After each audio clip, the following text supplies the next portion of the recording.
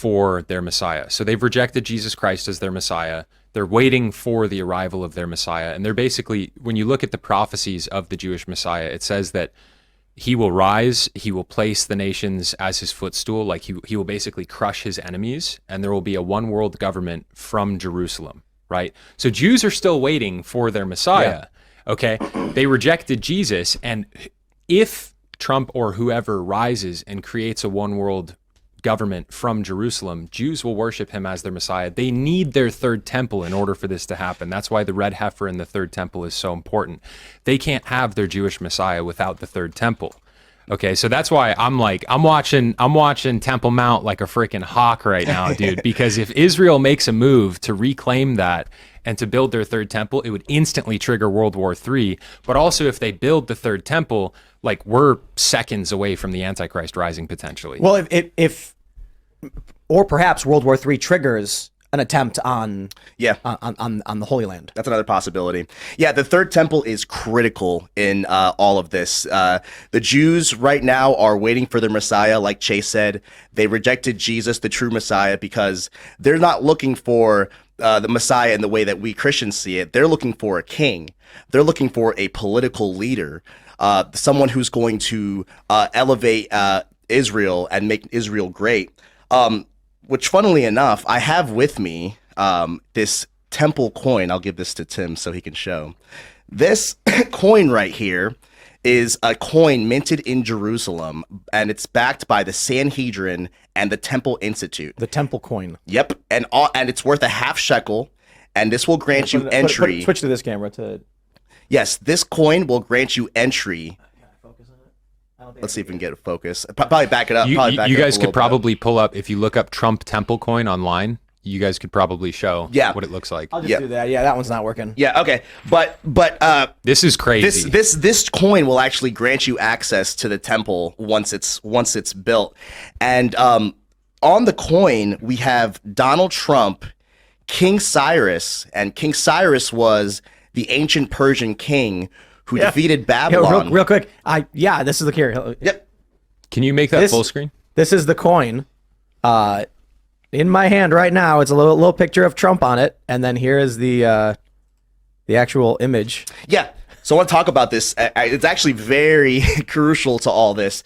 So, this is, like I said, backed by the Sanhedrin and the Temple Institute. So we have Trump, King Cyrus, who defeated the Babylonian Empire, allowing the Jews to return home to build their temple. In Isaiah 45, he's called a Messiah to the Jews. On the bottom, if you read it, it says, "And he charged me to build him a house in Jerusalem." And on the back, we have the third temple of King Solomon. So for those who aren't familiar with the temple of King Solomon, the first one was destroyed by Nebuchadnezzar. The second one was destroyed in 70 AD. And since then, it's been almost 2,000 years. The Jews have not had a way to atone for their sins. So this is a very serious matter for the Jewish people in Israel. They want nothing more than to bring about the temple so that they can continue their sacrifices and usher in the Messiah. There are two views in that are prominent. There's the view that the Messiah will build the temple, and then there's the view that the temple will be built and then Messiah will come. But it's very interesting because many rabbis in Jerusalem are saying that Trump is actually the key who will herald the coming messianic age. And it's really funny because Rabbi Yosef Berger, who was the overseer of the tomb of King David, one of Jerusalem's most holiest sites, actually said that Trump is going to be the one to build the temple. And he right now is actually working on a genealogical link between King David and Donald Trump, going through his ancestry.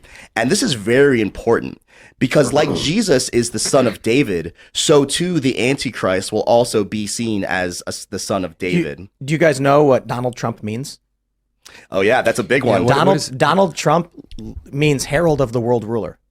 Wow. So Donald is, I believe it's Scottish Gaelic for ruler of the world, and Trump means the trumpet sound. So it is the fanfare of the world ruler. So I'm being a little colorful when I say herald of the world ruler, but you could literally translate it to the announcement of the world ruler, the trumpet sound of the world ruler. And that's in So- Revelation, right, guys? But hold on. The trumpets. So the theory then is it's not Donald himself, for he only heralds, he only announces the true ruler, Barron Trump.